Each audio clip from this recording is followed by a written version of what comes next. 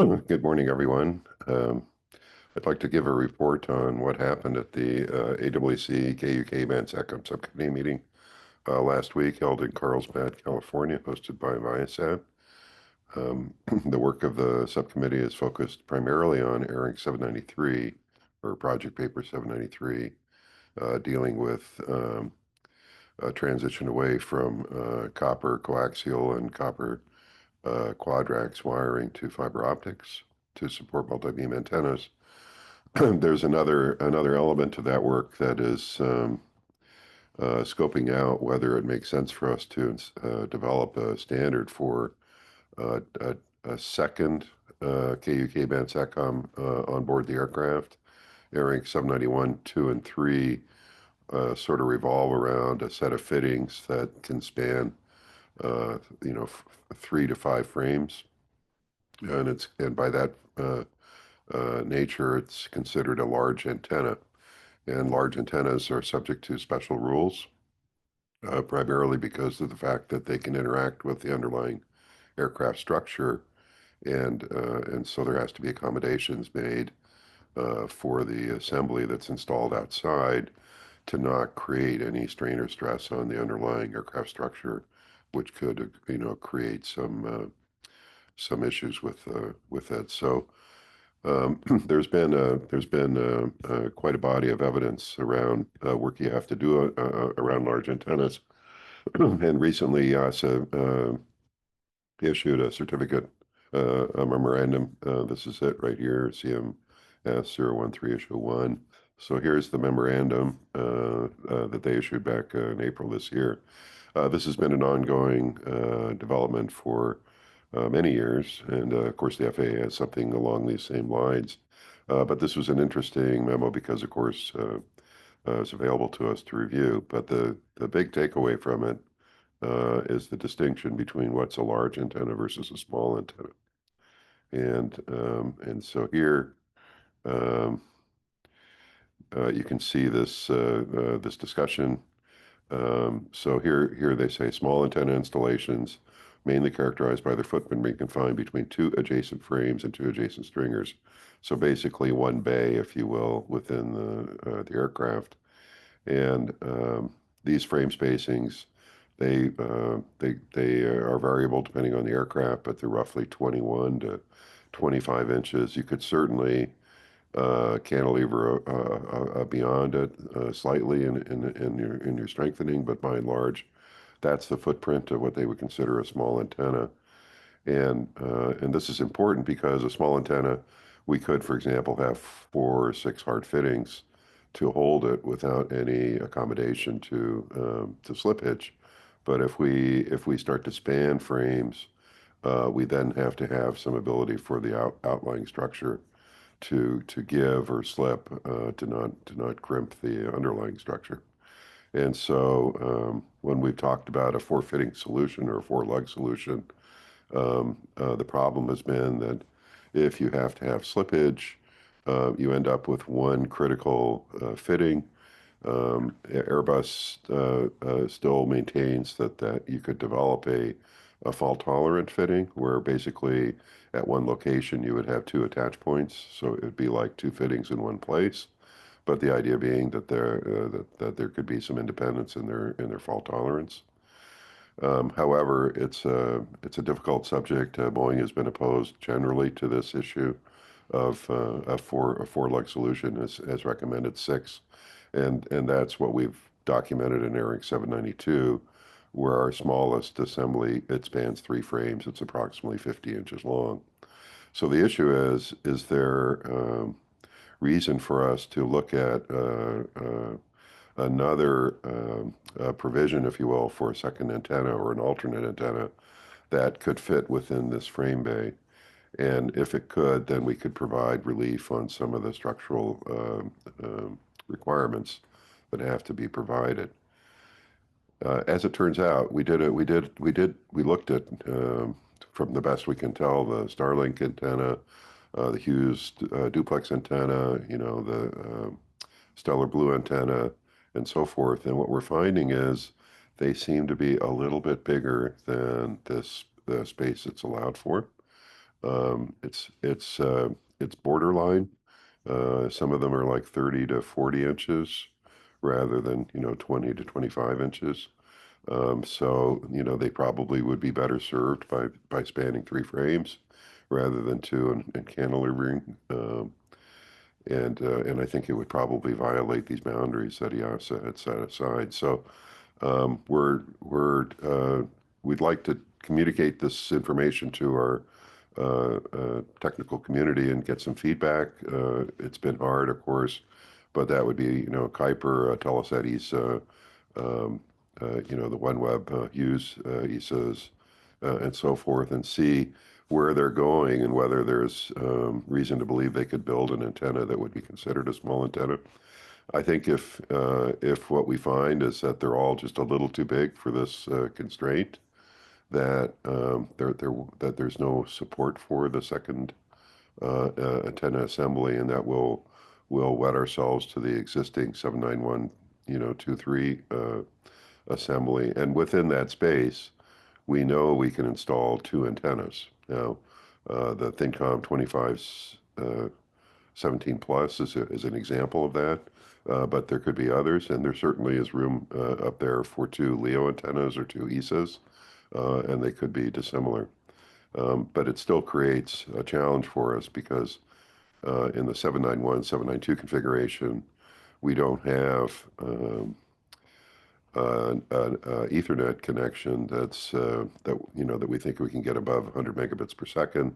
And so if we install these antennas outside under one assembly, the interconnection to that is constrained. And the only relief we can see for that out of the gate with the existing 791, 792 provisions is to repurpose the coaxial interfaces to be uh, MoCA interfaces. This is like a cable modem solution. So this is you'd have a modem on both sides of the coax at the modband and at the outside antenna equipment, and it would use that coax as a cable modem. And so there would be a specialized modem on both ends of that.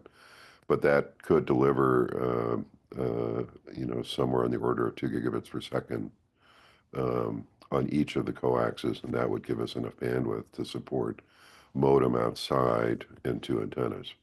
So there's more to come on this, but I'd say unless we see a movement towards antennas that can fit within this single frame bay, I think it's going to be hard for us to promote what we're kind of posturing as a 794, a small KSAT antenna standalone solution modem outside.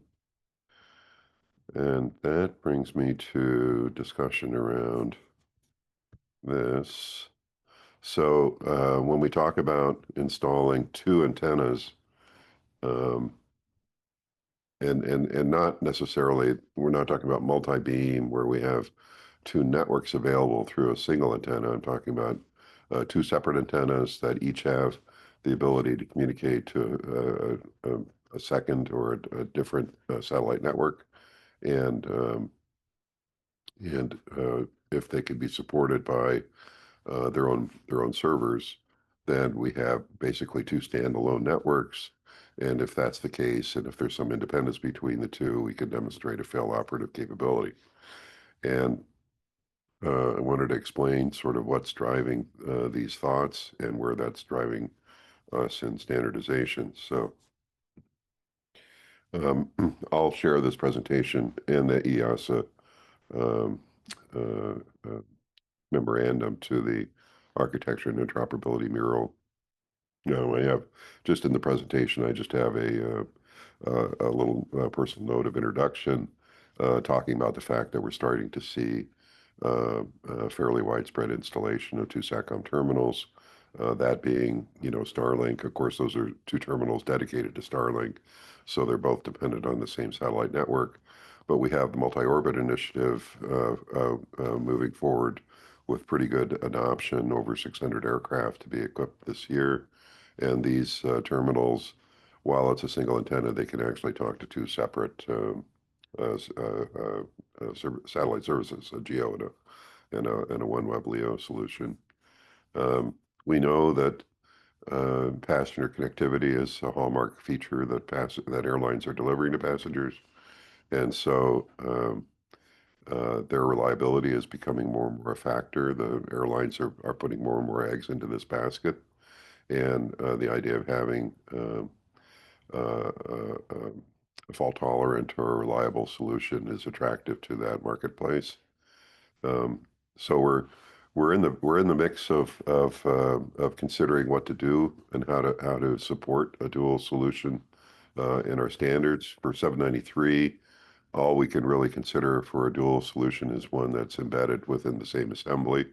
But if we were to promote a second standard, we could address that. And so in this presentation, I've assumed that's the case. And taking note that Panasonic has offered to the marketplace a standalone LEO antenna made by Intellian for them that connects to OneWeb that they are offering as a standalone solution, but also as a complementary solution to their geo antenna installation. So they're promoting the idea of putting a OneWeb standalone antenna in a separate position and retain the geo antenna on board the aircraft, which is of course exactly this configuration I'm talking about in the last paragraph.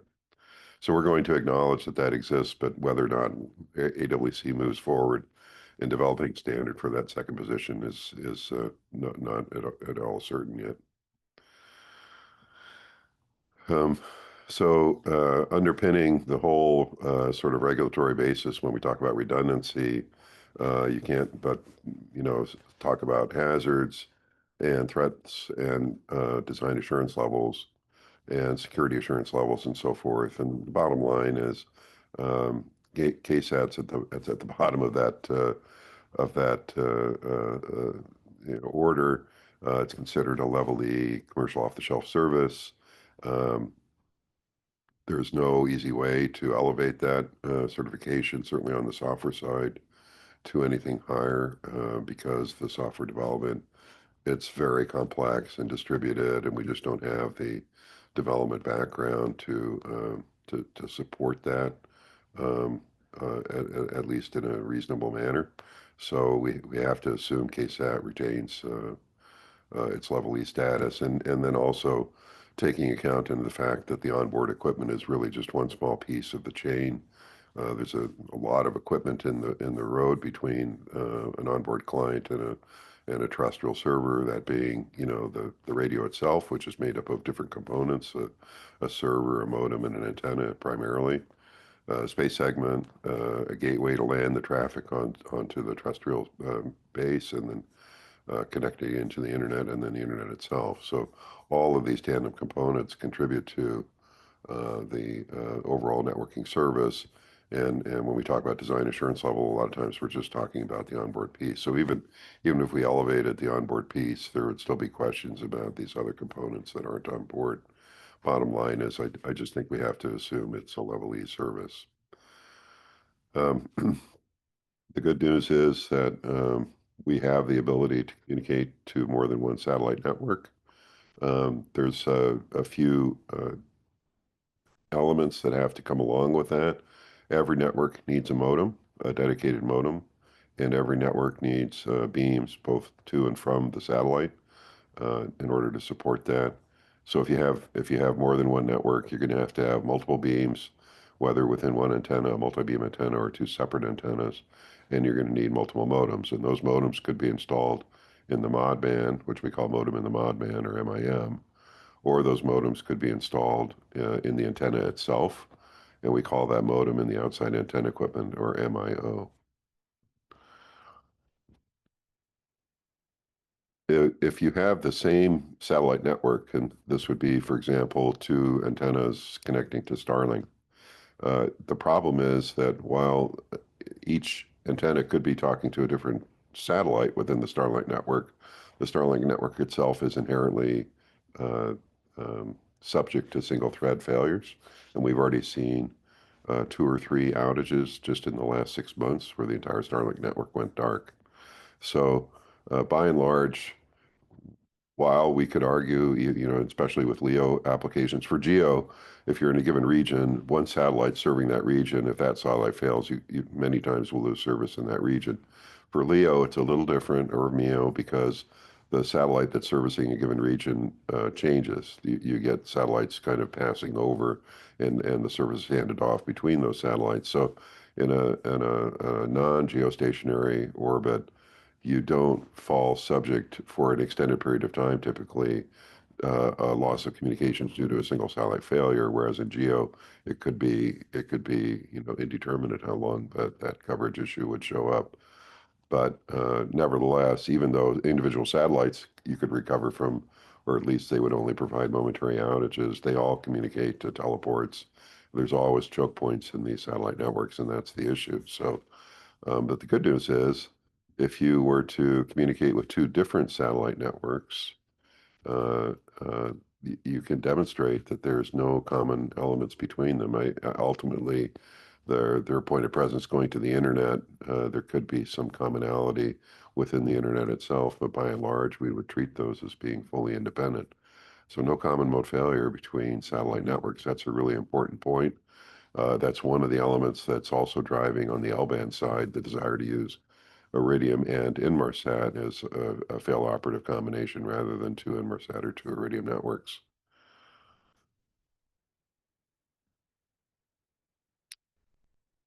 When we're talking about fail-operative or fail-operational SATCOM or fault-tolerant SATCOM, we're talking about the use of redundancy to survive a single failure.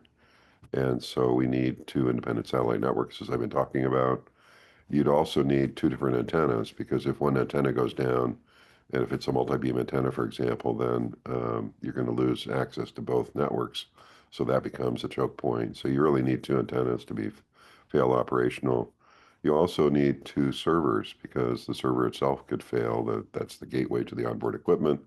Um, and if that server goes down, then if that's the only server you have, then nobody would be able to communicate with the antennas. So you need two servers. And when we talk about having two servers, they're in 793 in particular, we've developed a new standard for a modband called the Expanded Function Modband, or FN Modband, and it provides for fiber optic interfaces. It basically replaces the coaxes with fiber optics. Those fiber optics can also be used for onboard networking to replace Quadrax Ethernet, but the modband retains 11 Quadrax size 8 cavities to allow for side-by-side communication, some by fiber optics, some by Quadrax for the Ethernet side. But for the communication to the antenna itself or the outside antenna equipment, it's all fiber optics. If you install the modems inside the FN modband, then it's an FN modband. If you're dealing with an antenna where the modem is inside the antenna itself, the MIO configuration modem in the outside antenna equipment, then the modband doesn't have any modems in it, and so we've given it a different name. Now it's the same box. It's the same form factor, same edge connector, but within the box itself, instead of having provisions for modems, it uses that space for additional computing and storage and so forth. And we're calling that a SAT server. And it can only be used with modems in the outside antenna equipment. The FN modband could be used with either antenna types, but predominantly it has to have at least one antenna that requires a modem in the modband for it to be an FN modband. So it's terminology, but it's the same box from the outside. Just what goes inside changes. The um, the concept on fail operational is that the airborne client has the option to communicate with either of the two SATCOM systems. And so, let's say you're an ACARS management unit, and you have an IP output, and that's going through some form of intermediate subnetwork, probably with routing in between. And ultimately, and of course, that's running IPS or ACARS over IP or something like that. So we're tunneling that traffic. The problem is if there's a single-ended output from the ACAR system, and you have two SATCOM systems that could be used, you really want to present both of those SATCOM systems to the ACARs directly, or you can use an intermediate router to switch the traffic between the two SATCOM networks in the event one of them fails. And of course that creates another choke point, and I'll talk about that in a second. The operational concept is that you have a primary server um, that is taking all the traffic from the onboard network and distributing it between the available satellite networks.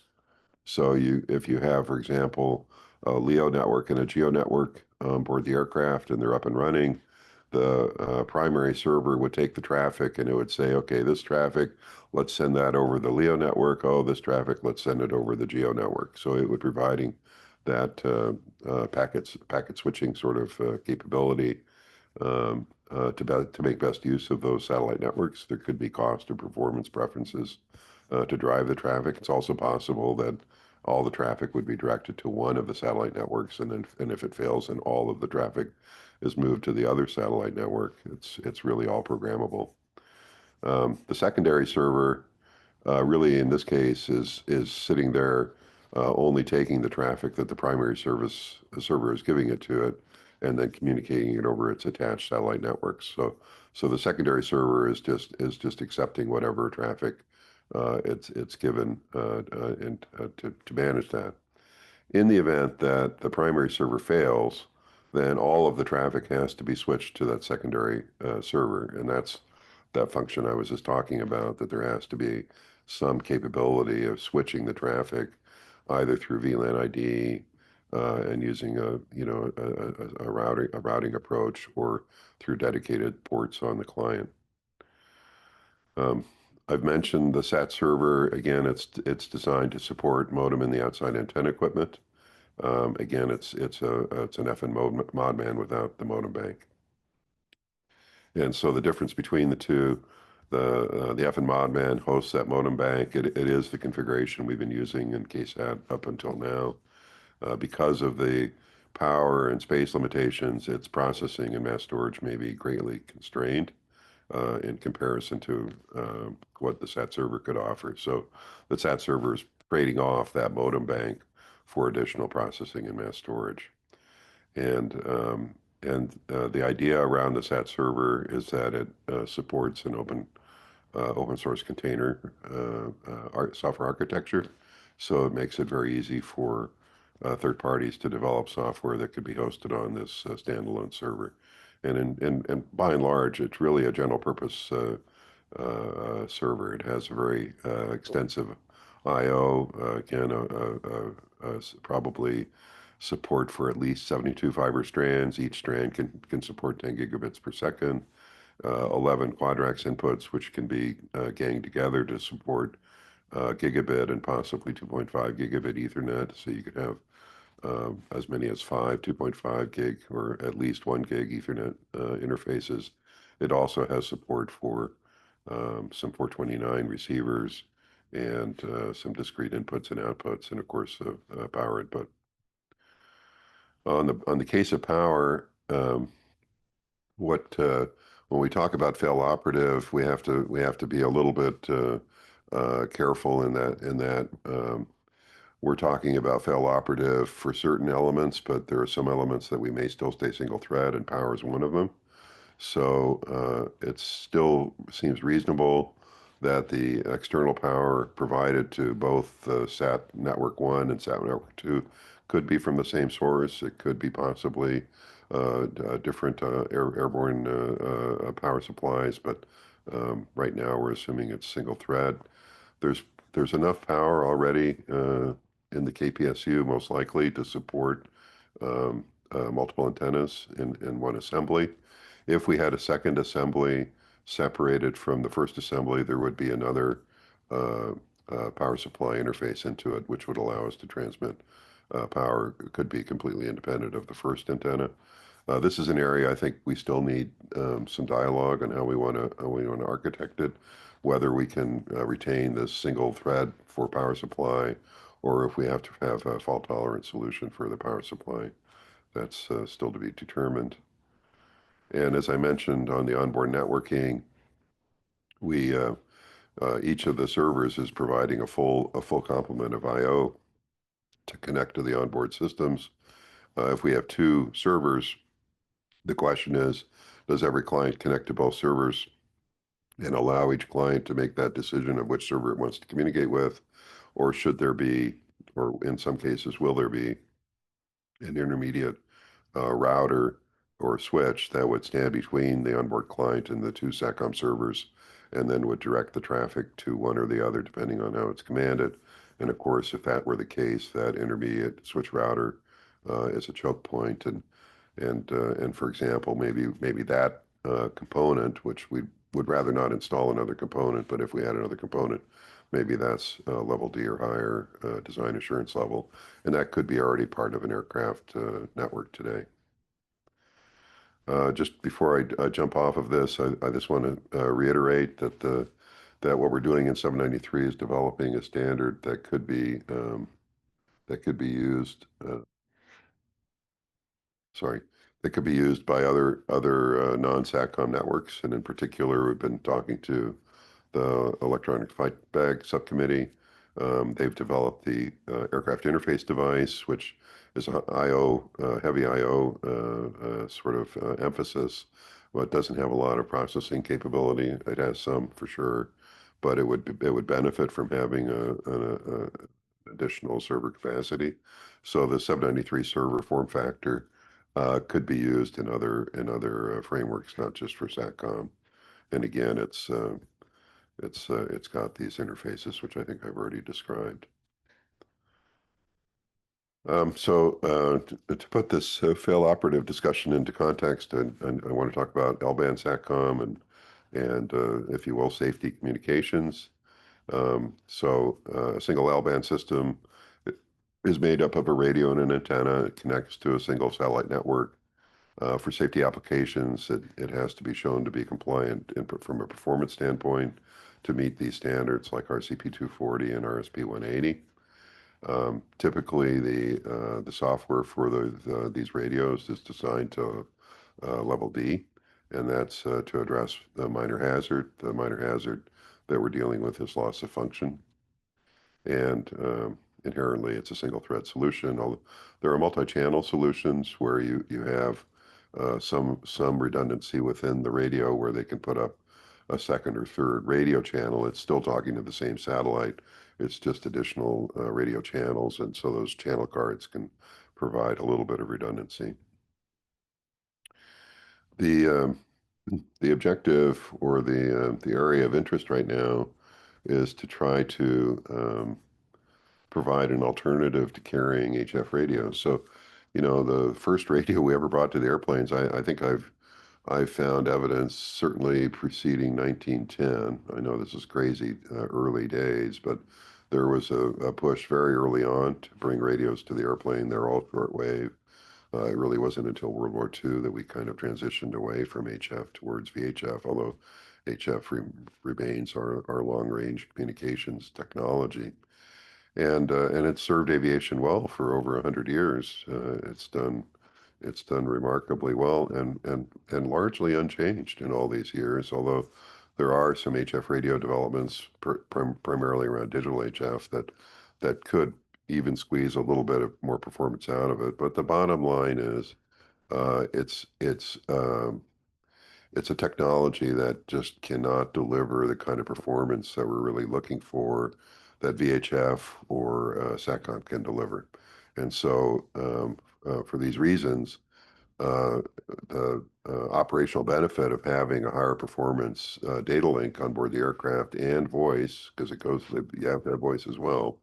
If you can get away from HF and move towards SATCOM, in particular for oceanic and remote operations, then you could allow for smaller separation between aircraft, higher aircraft density, allowing for more efficient aircraft operations, and of course more aircraft operations. So there has been for many years now movements afoot to try to replace the HF radio to be able to dispatch the aircraft with no HF. And the configuration that's kind of risen to the forefront is a dual active standby L-band system. So this is carrying an Inmarsat and an Iridium radio on board the aircraft, two fully independent L-band radios. And then because of an issue, which is in the case of Inmarsat transmitting, it transmits in the band that Iridium is receiving. Iridium is a TDMA solution, and so part of the time on a simple frequency, it transmits and then it receives.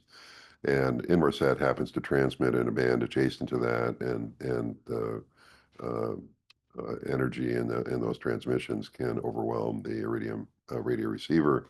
And so bottom line is, if Inmarsat's on, Iridium isn't going to work. And so you can only use one or the other in real time. You have to make a choice. And so that has created a state machine.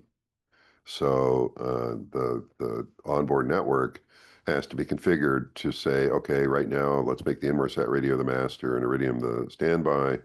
But if something happens to the Inmarsat radio, there has to be a means to transition to service over to the Iridium radio, turn off the Inmarsat, turn on the Iridium, and reconfigure all the clients to use the Iridium routing. And that involves the pilot. It's not just something that is done automatically. So this is kind of gives you a sense of the complexity of the state machine and the fact that now we have a pilot that is in the loop on making a decision over which is the master and which is the standby. So that's a little bit unfortunate. It means that the airline has to install a radio that they can't use, basically. It's just there for backup. That's not, I mean, we carry redundant radios like 2HFs, for example, and that's the case. So that's not the end of the world. The slight difference is you have to pay a subscription for those services. So if you carry Iridium and Inmarsat, if you don't use one of them, then you're still going to be paying a charge for having that radio available on the aircraft. And by and large, aircraft don't have this. There are starting to be some aircraft with this configuration, but the vast majority, I mean, 99% of the aircraft out there would have one or the other, would not have both. I just wanted to mention this is out of Airing 71 that at 781, the L-band uh, radio standards. They talk about these different kinds of duality. And so what we're talking about for the L-band system is this standby solution. When we're talking about fail-op for KSAT, what we're looking for is a completely independent solution so that there's no standby mode. The radios are available. You can just choose to send which traffic you want to which radio. So um, today we've been able to um, get some relief, at least in some circumstances where we can take one of the HF radios off the aircraft and substitute a single L-band radio for it. That's good for dispatch relief, but it still is paced by the HF radio performance, so it doesn't really give you any separation benefits, but it does give you dispatch relief. Now we're talking about the L-band active standby solution, the dual L-band solution. This has the potential for shrinking separation, and this has the potential for removing HF. So certainly a lot of advantages, and this is kind of the direction we're going in the marketplace. What I'm talking about now is a slightly different configuration where you'd have one L-band antenna or radio, and then you would have two independent KSAT radios, and they would all be available simultaneously. So you could communicate over any of these radio channels at any given time. There's no logic or state machine driving which one is necessarily in control. The clients can make those decisions themselves.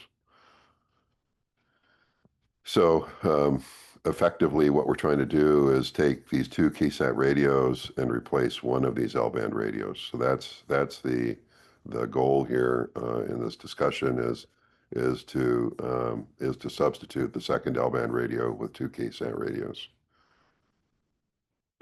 So that's we're looking for equivalents to a single L-band SATCOM radio, and and we're assuming that there is already one of those radios available on the aircraft. Again, we're looking for a way to take HF off.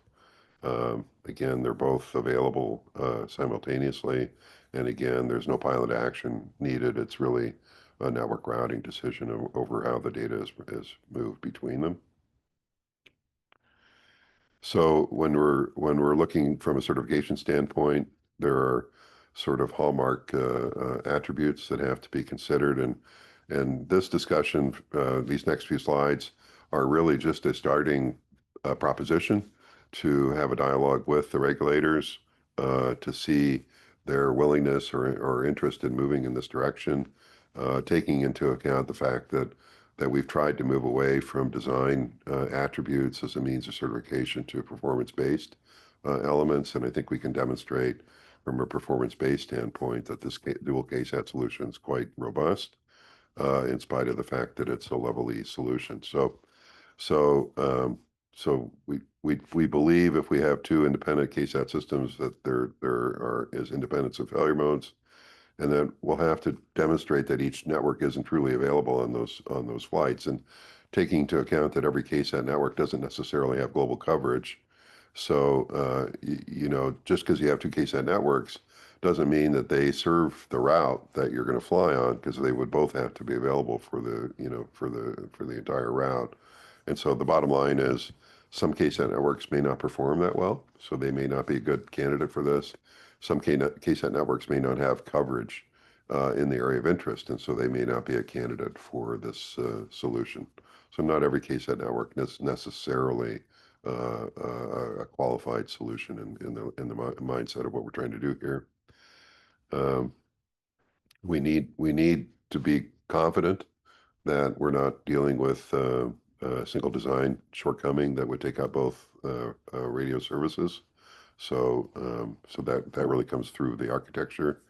We would have to, again, performance-based, we'd have to demonstrate, and this could take, 2 to 4 years to make this demonstration. So this isn't an overnight opportunity here. This is going to take a few years to build a body of evidence that shows how these KSAT networks perform. And hyper-connected ATM is a great start in developing that perspective. By and large, we expect the KSAT networks to perform much better than any of these mandates would provide. It would probably very easily support our CP130 as well. Um, from a data integrity standpoint, and this is a long-standing issue, the satellite network can't be responsible for the integrity of the message. It's not to say that it ignores that. It still has to be able to communicate reliably without corrupting data, at least in the normal sense. But as far as verifying that the data has not been corrupted, that's a higher layer order requirement. So if we're sending a message or receiving a message, let's say it's an ACARS message, then we expect at the ACARS level or at the flight management system level or whatever, somewhere above, anybody who's receiving that message would have to provide some integrity check that would be commensurate with the failure modes around undetected corruption of that information. So we're relieved, from my perspective at least, we're relieved from this requirement, but there is a level of performance that you need. It has to work well enough that we don't, corrupt every message that comes through us. And same on security. We'll provide best effort, best practice around firewalling and so forth, and intrusion detection, and commercial sort of measures that would be evident at any point of presence.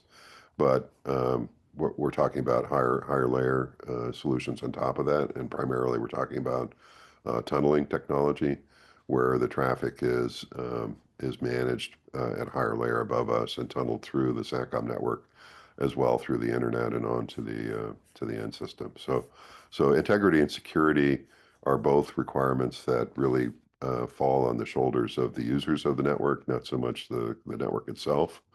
But availability, reliability, and performance are things that we have to take into account.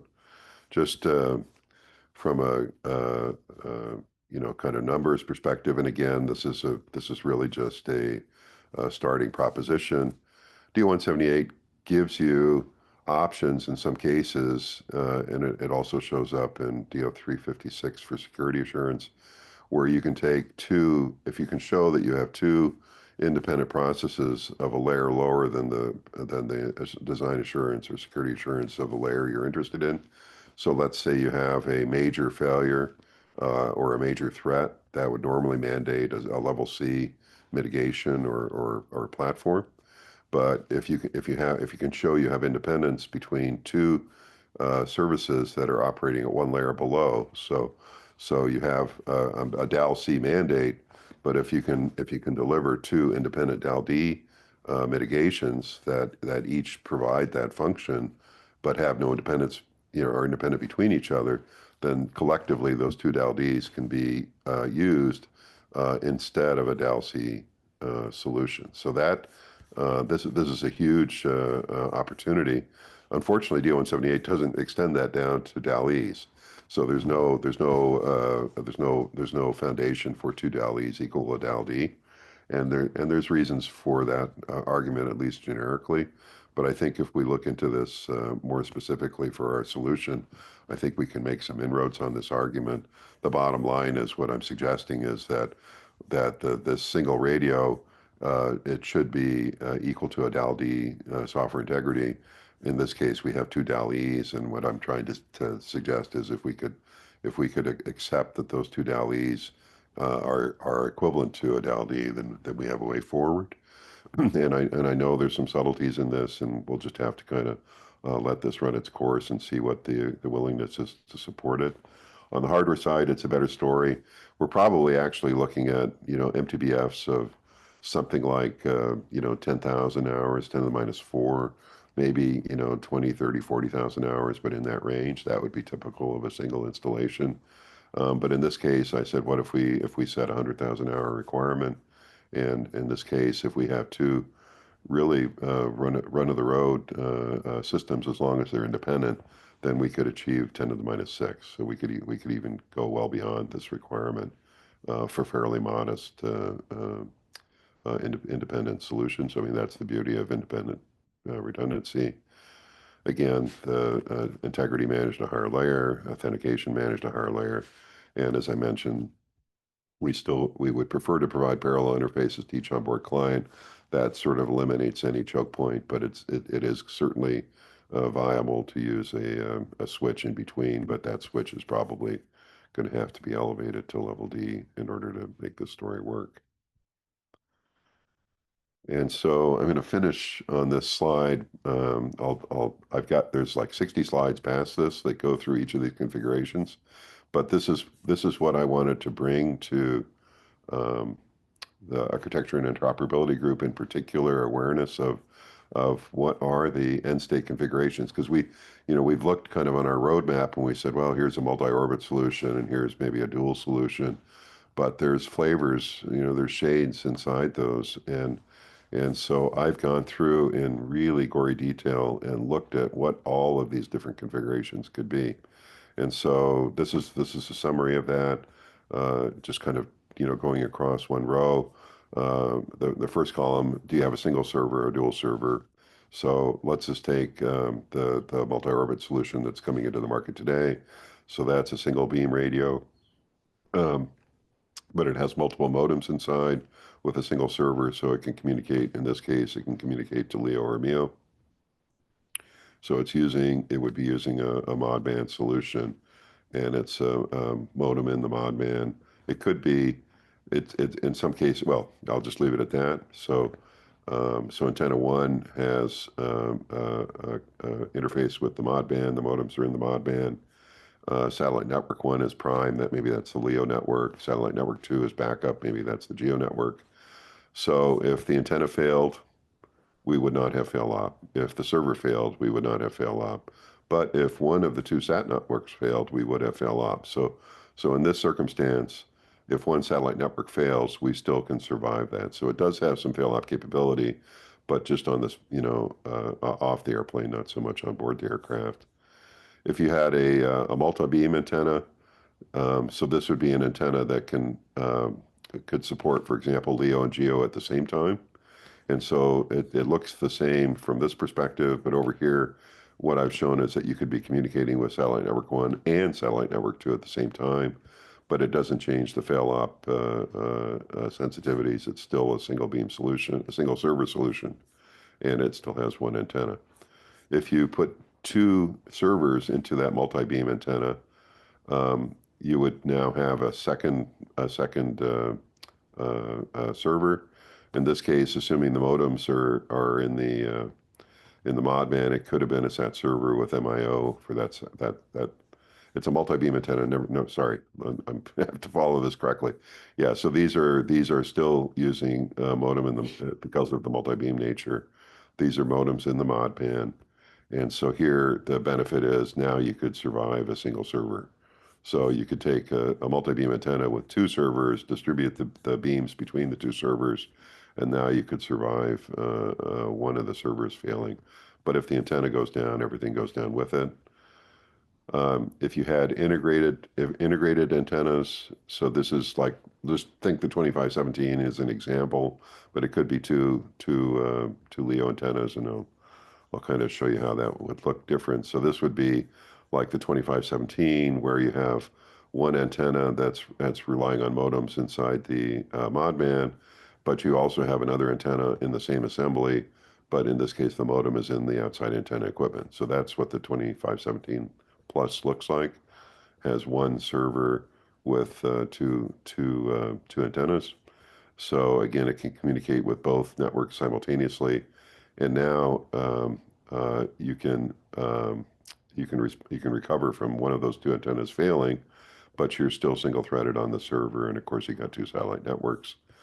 You could have two antennas outside that are both modem in the outside antenna equipment, but it doesn't change anything, just the interconnections. If you had a dual server solution in one assembly, so this is like within the 791, 792 configuration. So you got two antennas. In this case, you could bring, if you wanted to bring a second server, the second server would be communicating. I should have put that antenna. No. So antenna 2 is installed in the 791.23 position, but it's being served by a second SAT server. So SAT server is communicating with antenna 2, and the F and mod man is communicating with antenna 1. And this now gives you full fail op. So if this server fails, you lose service through antenna 1 or SAT network 1, but you still have the other path available. And similarly, if this fails, the first path would be available. So this is the first configuration that would give you full fault tolerance. A slight variant of that is if both antennas outside were modem in the outside antenna equipment. So this would be like, for example, let's just say you had a Telesat OneWeb on one side, and you had a Kuiper Starlink on the other side, or some combination of those four, but one of each flavor, antenna 1 versus antenna 2, two servers supporting it. Again, we don't have a position for the second server in this configuration, so that's why it's sitting in this other column, and it's a little tenuous. But if you add that, again, you'd have full fail operative capability. These last four rows are very much the same, except now the second antenna is installed in the second position altogether, so that's why it shows up over here. But it's the same route. And so the rest of the slides, if you're interested, it kind of goes through each of these combinations and looks at what happens if different things fail, and there's a lot there. So I'm going to stop there. As a part of the hyperconnected ATM, and I see they're walking a very fine line, just even talking about KSAT to the safety community. And now I'm going to come in saying, hey, we can dodge one of the L-band radios, take a safety radio off for KSAT. That's a very contentious proposition. I think the dual KSAT solution is a big concession towards that, but we need to basically get a sense for, is the community interested in this approach or not? And I think it's still valid for passenger communications. We still, again, a reliable link is beneficial, even if it can't serve the very small amount of safety communications. But if we can dodge installing another radio, I mean, we can't talk prices, but honestly, what Panasonic's offering for a standalone KSAT installation of OneWeb with their Intelligent antenna, I don't think is that much different than installing a second Inmarsat or Iridium radio. I don't think those are completely, different values here. So, I mean, airlines like, well, I could spend the money and put in a second Iridium Inmarsat radio, which is just going to collect dust, or I could install a second KSAT, same dollars. Which way would I go? I think a lot of airlines would move in that direction if it could, serve that dual purpose. So that's kind of the question is where do we want to go? Yeah, the rule of the weight and expense of an HF radio is not insignificant. It's big, Yep, exactly. but the separation issue, we can't get anywhere until we can rely on these more higher performing links. So that's the other side of it is Yep. it's yeah I, yeah well I figure this is a 10-year proposition. So you know yeah well just take you look at the investment in L-band and you look at the investment in KSAT and it's like, don't you want to take advantage of this?